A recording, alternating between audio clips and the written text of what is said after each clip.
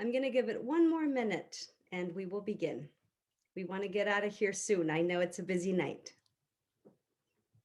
I do want you to feel comfortable. There's no need to turn your cameras on. This will be more of an informative session. Next week, when we talk about storytelling and sharing our charter school story, we will have a little bit more of an interactive session. However, this is more of an introductory session to charter schools, facts, myths, and talking about a charter pride.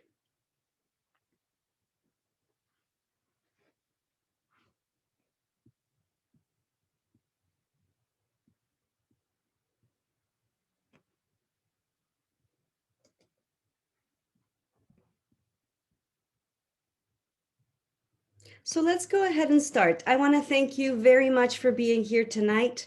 As I said in the chat, I know that we're all super Zoom fatigued and COVID fatigued, and the least we want is to spend some more time on camera or on a video or conference call. However, we are going to talk about something that's very, very important to all of those who are stakeholders of charter public schools in the state of Missouri. That includes leaders, teachers, parents, community allies, and all the rest of the people that we know, whether they're family, friends, that believe in the power of charter public schools. Today is our first Advocacy Tuesdays training session, informative session today. We will be hosting 3 additional ones, so we will have a total of 4 advocacy training sessions in preparation for our charter school funding equity campaign and our legislative session that begins in January of 2021. The next ones will be the Power of Parent Voice. We will be talking about storytelling. The third one, we will talk about how we're going to fix the glitch. And our last one will be providing tools and guidance as to how to reach our lawmakers, talk to our representatives, and talk to our community as well. My name is Christy Moreno. First and foremost, I am Nina and Emilio's mother.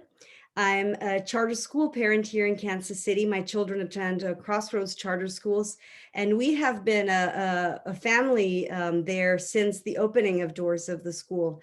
I've always believed in the power of having options and in finding the school that best fits my children's needs. A couple months ago, I joined the Missouri Charter Public School Association as bilingual director of advocacy. I've been sharing that the bilingual piece of that title is very important to me because it speaks to the families that we serve as charter schools families, many families, of course, and also because I am able to be of assistance, be of support to bridging language barriers. My Spanish is, my mother tongue is Spanish, and that is the language that I try to put in there as being bilingual. So I want to make myself available to any of you if you need any type of support as parents, if you have other parents, friends that you know that would prefer to receive training or communications in Spanish, you can reach to me. And as school leaders and teachers as well, know that I am here to be of service to you as well. So what does fix the glitch mean? As I shared earlier, all of these sessions are in preparation for our funding equity campaign and the legislative session that is to begin. Charter school funding equity is an effort that we, not just as the association, but as all charter schools in Missouri, have been pursuing with the legislature for just a little bit over a year. And we've identified that due to some local funding lines that charter schools don't currently receive, as well as some interest rates that are dated back to 2015, charter public schools are receiving between $600 and $800 less per student per year than their local, traditional school district public funding is getting received. We've been working with the legislature to pass a bill that would remedy that for our schools and first and foremost for our students. So we need to understand that lawmakers decide if charter schools are allowed to operate in any given state, what regulations are applied to them, if they can grow. They also decide how they are funded, if their funding is equitable with other public schools, and so much more. If we want to see school options thrive in our neighborhoods and our cities, we must voice our support for our charter schools to our lawmakers. Last legislative session, we also had this campaign going on, and we were getting very, very successful. We passed the budget committee, we passed the education committee. However, COVID hit and it halted all our progress, so we have to start all over again, unfortunately. But we were able to experience the power of coming together as charter school advocates. We held a rally back in January. We had over 200 stakeholders attend, including students and parents. And so we know that it is of impact and that it is important to show up. Our legislators have been telling us that that they want to see the people that are directly affected by this glitch in the legislation that is creating this funding inequity. So we know that is us, and that's why we must show up. So first, again, the introduction. This session will be a little bit more general, more informative. The next few sessions will be a little more interactive with a few exercises. But the interesting point is that we have been coming across, as parents, as the association, as school leaders, continuously with all these myths and misinformation that is spread out, through our communities, through organizations throughout the state, really harming the truths, right, that we hold as charter school stakeholders. And it is very important to give the basics and share the basics to really clear out that misinformation and share. Pretty much we're fact checking, right? Share the truths that charter schools hold. So the reason why we're here today, and this is a little bit of an agenda, I'm going to briefly introduce you to the Missouri Charter Public School Association. I'm part of that team, to tell you about charter schools in our state, what they are, how they work, to briefly talk and mention some false narratives that need to be tackled to advance our goals and our efforts, and to share a little bit about that charter school pride that we've been seeing, not just throughout the years, but throughout the COVID pandemic. And it has just been amazing for me to witness all the amazing and great work that our school leaders, our families, our teachers, our boards have been doing to really serve us, our students and our families through such a difficult time. So the Missouri Charter Public School Association was incorporated in 2006 by a very dedicated group of volunteers and school leaders, member schools, and it began expanding its portfolio of services offered to the charter school community, and it did hire its first executive director back then. As the association, our mission is to improve the student achievement by increasing the access to high quality charter public education options throughout the state of Missouri. We are recognized as an organization as a primary resource and advocacy organization for Missouri's charter public schools. We envision all of our charter public schools working together in order to maximize our collective strength to better serve our students and our families.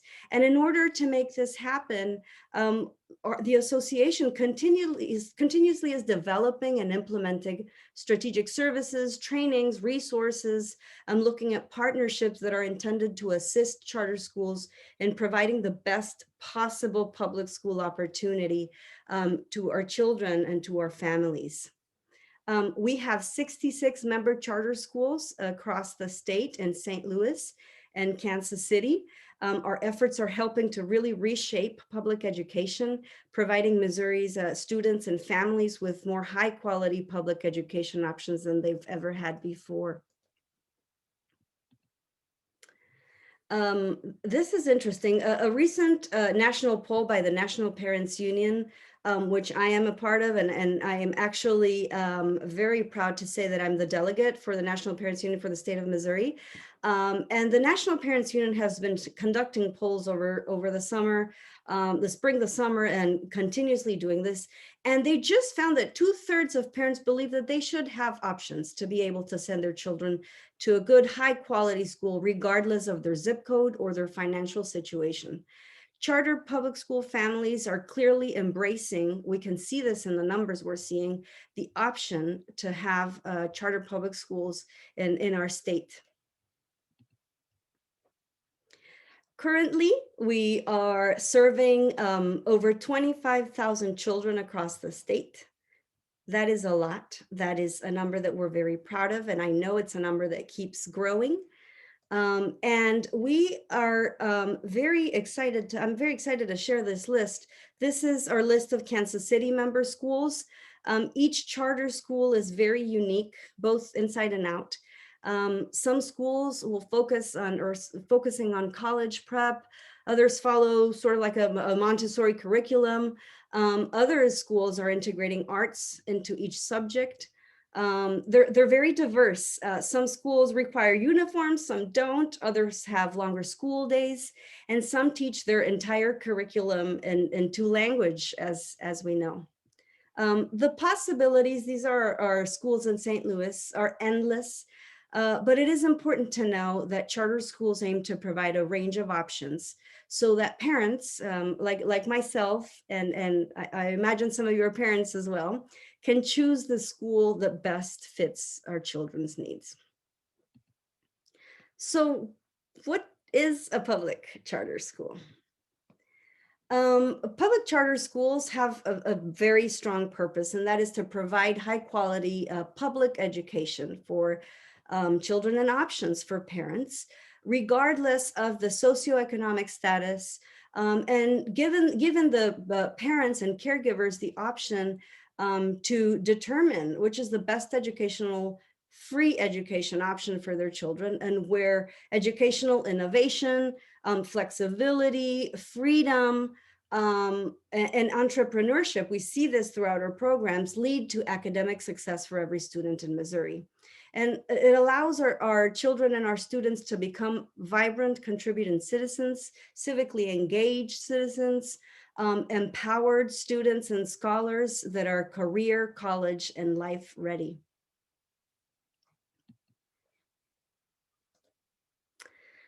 We have a student-centered approach. We put our kids first, and we know that there is not such thing as a one-size-fits-all education. So it is very important to know, and this is a misconception that is out there and quite spread out, that public charter schools do not serve all children, that public charter schools alienate low-income families, and this is not the case, and we will see more and more of this information. Charter schools are independently operated public schools that have the freedom to design classrooms that meet their community or their students' need. All charter schools operate under a contract with a charter school authorizer, which is usually a nonprofit organization, a government agency, a university, and this charter holds them accountable to the high standards outlined in their charter. The charter is like a contract. A charter school is a public school that operates as a school of choice. Schools commit to obtaining specific educational objectives in return for a charter to operate the school. And charter schools are exempt from significant state or local regulations regarding the operation and the management, but otherwise they adhere to regulations of public schools. For example, charter schools cannot charge tuition or be affiliated with a religious institution. In other words, charter schools are publicly accountable. They're held accountable. First and foremost by the families that choose them, that choose to enroll our children there. And they must have a written performance contract with that authorizing sponsor or chartering agency.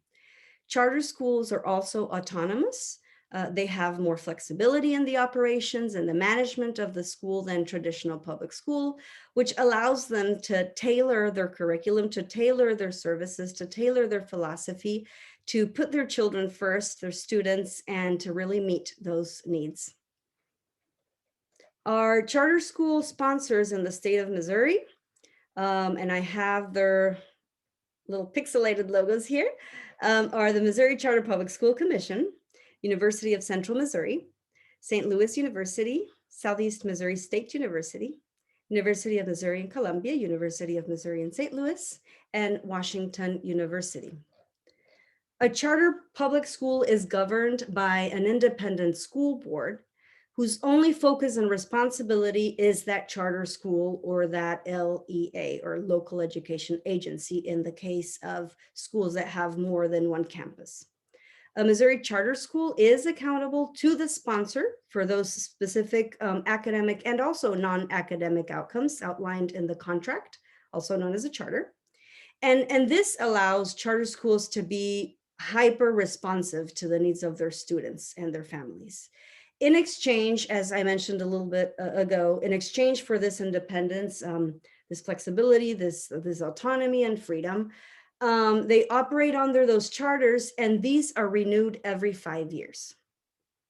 Now, what this means is that also charter schools, because they're held accountable in multiple ways, they can be closed or replaced if they're not performing, if they're failing to reach those certain academic or specific academic or non-academic goals, or for failing to operate in a responsible manner. So this just means that we have high standards, and as charter schools, we strive every single day to meet those very high standards for our schools to remain open.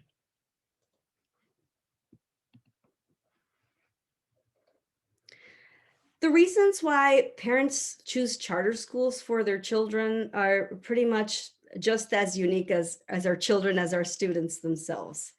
Parents like me, we choose charter schools because of the strong, dedicated teachers, because the school's focus or the philosophy matches our child's needs or our family's values and priorities. Or simply, sometimes it's simply because our children were struggling in the assigned public school, you know, of our zip code.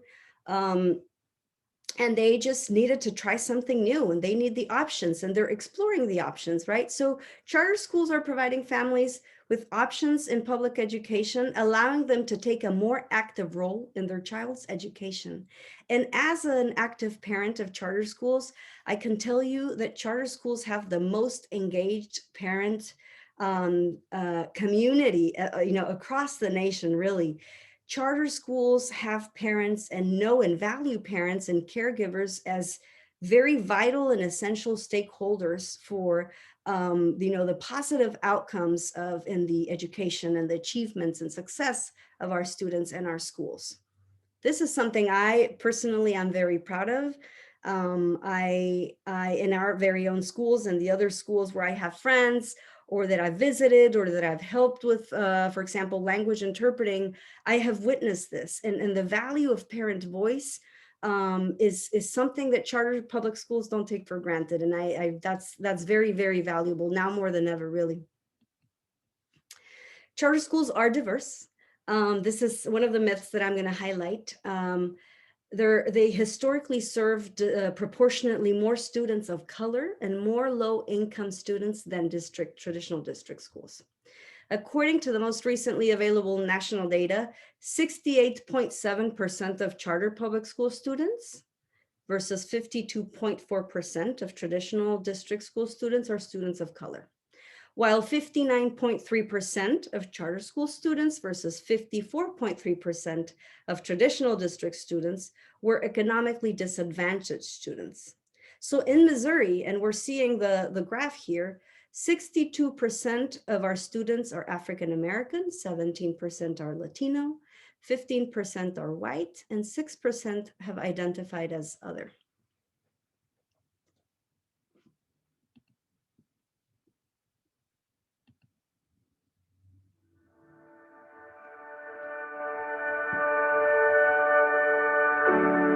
Kansas City International Academy is a kindergarten through 8th grade public school located in northeast Kansas City, Missouri. KCIA provides a first-class education to a highly diverse population of approximately 550 students. When you say we are culturally diverse, it's true. We have many, many cultures, kids blended together, working well together. It is truly unique to see the numbers of people that are here from different cultures, different religious backgrounds, yet work well together. It's wonderful to see. No matter the fact that they came from different countries, they still got along. I saw a lot of friendship. I saw a lot of community. I saw a lot of, it was like a home. Everybody took care of everybody. Everybody helped out each other. You don't feel like you're on your own. We have students that come from different areas in Africa, parts of Asia. Numbers of languages spoken here, I think we have about 17 different languages spoken. I know they speak Somali, I know they speak Arabic. Turkish, We have French-speaking students, Marshallese, Spanish. Vietnamese. Burmese. So the language barrier creates a challenge. But with the number of translators we have, dedicated staff we have, I think we're meeting that challenge. Natively, I speak French. Before I came to the school, my English was like really bad. But now I'm actually learning more words that I know. 3/4 of our students are refugees and not from the United States originally. That's who we are, and those students deserve a first-class education, and we're going to help them get that here. They get along, they work really well together. We have few, if any, discipline problems. It's not the place where they're gonna find bullying. I love KCI because my kids, they're in love of this school. They're confident. So this is the right place to have my kids. This is the right school. We are Kansas City International Academy. I go back to our dedication ceremony of changing our name and the 5 kids that were up giving speeches.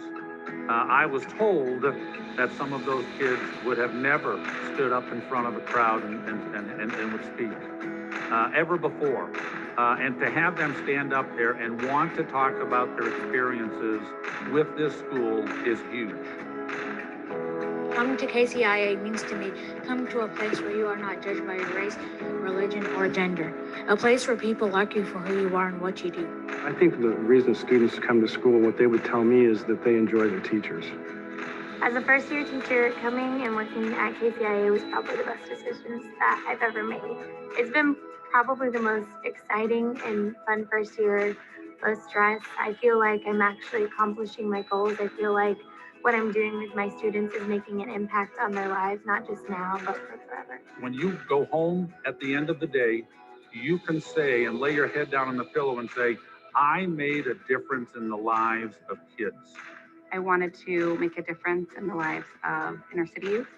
I wanted to be a positive agent of change. I would encourage parents to check out our school and visit us and see the smiles and the hugs and the encouragement that is going around our school, because kids feel loved here. Come and check it out. Come and check it out and talk to the teachers, what they can offer you to your kids, and you're gonna find out that it's an amazing place.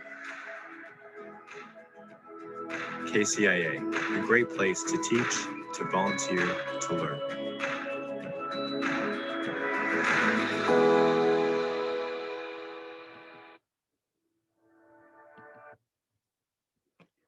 Another thing important to note is that our leadership demographics are also, they show diversity. This is a myth that we've come across over and over again. A myth that states that charter school leaders are not representing their school communities. Our leadership demographics are diverse, with nearly 50% of our leaders being people of color. This is important to us as we understand and believe that our leadership needs to represent our community and the families that we serve.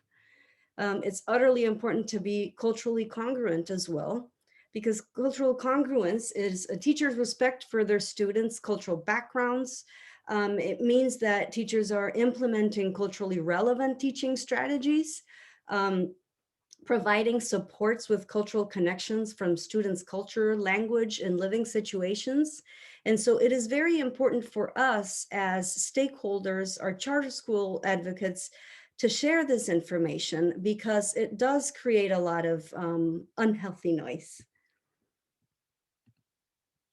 This is an example I want to share. This is Gordon Parks Elementary, and I just picked this one because it's the school that's closest to me right now here in Kansas City. Gordon Parks Elementary is a school that goes K through 4th grade. 100% of their students qualify for free and reduced lunch. The student to teacher ratio is 12:1. 42% of the staff has a master's degree. It has established a partnership with the upper room and has wraparound services, including a care team. Also, it is a responsive classroom, but one of the things that I love most about the model for Gordon Parks Elementary is the care team that they have. It uses a trauma-informed model that promotes student, staff, and family healing. I think that word is so important, healing and growth, by having staff members that are licensed mental health therapists, behavioral specialists, social workers, interventionists. They have family advocates, and of course they have a school nurse. They're very connected to their families. They know their families, they know their students, and they know precisely what the needs are in their community. And this speaks to the power of having that ability to be flexible, to be autonomous, to really assess the community that our charter public schools are serving, and to identify the biggest needs and to serve them. So here's a list of the most common myths and the facts on the right side that we hear from opponents of charter public schools. It is, to me, it's very, it's wild to know that these are not just myths that are held by just community members, but also our lawmakers. And we have to do the work of sharing these facts, of fact checking, and also telling our story and our testimonial to inform and combat that misinformation. But the most common ones are that charter schools are private, and they're not. In the state of Missouri, they're all not-for-profit. They're 501c3s. That they cherry pick their students, and we don't. Charter schools are open to all. However, I will say that because a lot of charter schools are on high demand, there are waiting lists. And when that happens, there's a blind lottery that fills those seats. We hear a lot about ELL and special education and children with learning disabilities. We hear the misconception that charter schools do not serve these families. And we do. We hear a lot about our schools not providing free and reduced lunch meals. We just recently heard about, a rumor that our schools were not serving lunches during the pandemic and while our kids are doing virtual learning, which is obviously also not true. The misconception that charter schools get more money than other public schools. Well, really, on average, charter schools receive less public funding than the district-run public schools. That they're not accountable. I already talked about that accountability. There is rigorous accountability, and not just by the state, but by their families, by their charters. Also, again, mentioning that we as charter schools don't serve low income, that we're not diverse, low-income families, that we're not diverse, that we don't have leaders of color, and also that we alienate underperforming students. And the truth is that, previously underperforming students make the greatest gains when they come to a charter school. We need to identify these, and every time as advocates, as allies, as stakeholders, every time we hear one of these myths crawling up or in a conversation or someone stating it, we must combat them because they do hurt our students, they do hurt our schools.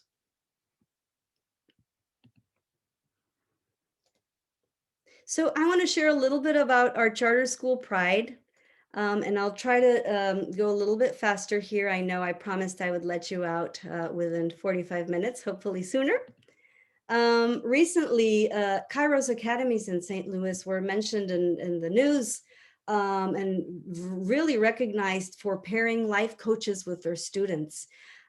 Specifically during, now more than ever during the pandemic, where our youth and our children are really struggling with their mental health, feeling isolated, feeling disconnected, feeling, of course, very stressed and anxious about the situation.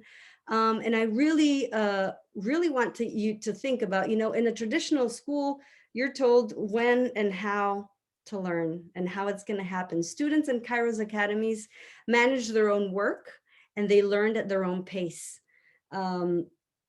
One of the mentors said, and I quote her, she said, "We teach students that it is okay to fail, that if you fail, you set goals, learn to manage your time, and then pass the next time around." Those are basic life skills, right? Another one I want to share is some examples of our adaptability and flexibility as our schools are responding to COVID. Confluence Academies just last Friday, they held an esports tournament. I haven't connected with them on what the outcome of that was, but connecting with their students through other activities that are not academic, but that are still shaping and boosting their social emotional health. Very important. The one here to the right is from Academy for Integrated Arts, and this is a blog post actually by one of the teachers. I just took a screenshot. I wanted to share this. They had several exercises, but this was the recreating. It was the imitation challenge that you probably saw over the summer all over social media, where the students get to recreate a classic or famous painting. I love that one. Another thing, and I mentioned parent connections and parent communications. Eagle Prep in St. Louis hosted a virtual parent university event where they actually walked their parents through how to navigate all the tools, the software, the digital tools, the apps that their children were using as they engaged in virtual learning. Scuola Vita Nova here in Kansas City held a very important also event hosting their new families. And the last one I have here is an example. I could put examples of all the charter schools. I just picked a few. University Academy hosting a training on diversity and inclusion and inequity across several charter schools, virtually, of course. And also they partnered with the Kansas City Chiefs on a Kingdom United, which is a literacy program for both teachers and students. So there's just a lot of great work that our schools are sharing, that they're doing. They're knowing like how to effectively pivot and serve our families through the pandemic. I have one more video to show you. My name's Travis Stewart, and I'm helping the students here at Crossroads Prep Academy to work on a mural project. I've worked as kind of an artist and designer in Kansas City for 5 or 6 years now. And, I went to design school. I got a really good education that way. And so the idea of bringing, kind of design and creative industry to, maybe a population in Kansas City that doesn't really get access to that, or doesn't hear about it, is really important to me. And so just showing kids that the opportunities that they have in the creative community is really cool. The thing that I wanted to do with this. So, I live in Kansas City. I live close to downtown. And so helping out a school that's, right in the middle of Kansas City just seems like a really great opportunity. My name is Deontay Love, and I'm a senior at Crossroads Prep. I chose this project just because this project literally affects me. Our mural is about 2021 seniors and just the community, and how COVID-19 really hit us and the community in general. I think it's important because I feel like everybody needs to know how we feel, because everybody's going through something. But I mean, this really hit us in our education real hard, because the learning is real different, something that we're not used to. So we're really just trying to adjust and do the best that we can. We have a chance to see what the real world, the working force is kind of like. It doesn't even matter if this is what you want to do. It's just that we get this type of experience that no other kid might get to have. It's important because we learn different skills that we might need. My name is Rachel Foster, and I'm the Innovation Coordinator for Crossroads Prep Academy.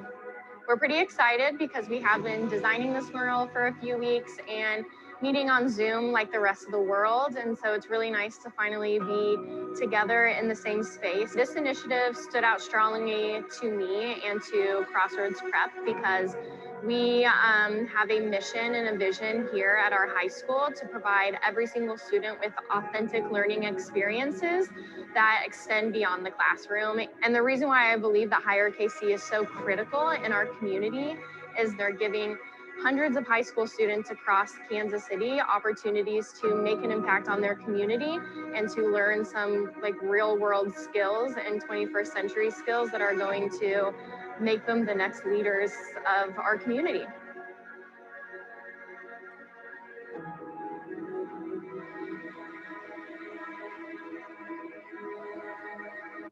My name's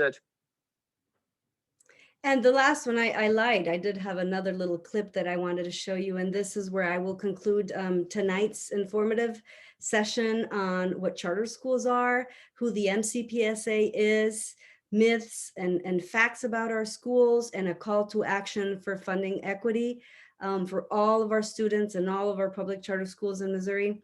This is the last little clip of charter school pride that I'm going to share with you by the Missouri Public Charter Public School Association. That's a mouthful. I'm still learning how to say it.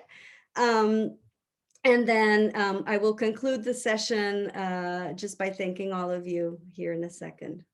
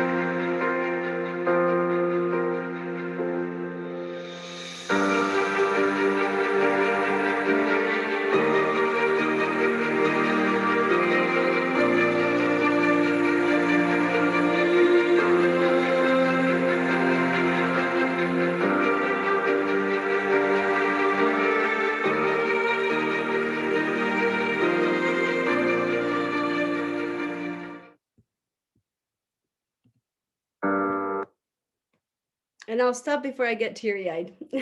Thank you very, very much. Please share our advocacy session calendars and registration links with those who you think will be strong. I think everyone is a potential very strong charter public school advocate. We are needing your support. We are needing your parents' support. If you're school leaders, your friends, your community, your families, your neighbors, we know that the good work must continue, and we know that our children, every student deserves funding equity and their equal share of funding for their education. Thank you so much. I hope you register for the next 3 sessions. Again, next time will be a little bit more interactive, as we will have a little bit more of a workshop set up. And spread the good word. Have a very good night, and thank you for being here. Good night.